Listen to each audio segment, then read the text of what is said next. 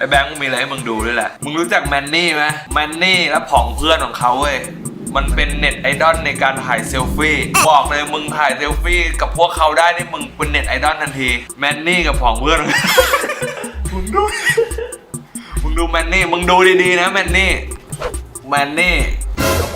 เขาในการถ่ายเซลฟี่มึงดูแมนนี่และผองเพื่อนของเขามึงดูดิมึงดูแมวหาเลยแมวจับกล้องด้วยอ่ะดูแมนนี่นี่เป็นไงนี่คู่รักของเขานี่เป็นไงมึงถ่ายกับมนุษย์โลกด้วยคือหน้าตากูเองกูยังไม่อยากจะถ่ายเซลฟี่เลยไงแมนนี่และผองเพื่อนเขานี่มึงไม่มีอะไรทำใช่ไหมเนี่ยนี่แมนนี่ก่อนนอนแมนนี่ก่อนนอนนี่เดอะแก๊งเว้ยมึงมีสาระไหมเนี่ยมีสาระไหมไม่มีใช่ไหมสาระเร็วมากเลยหิวข้าวแล้วพอได้แล้วพอได้กินข้าวกัน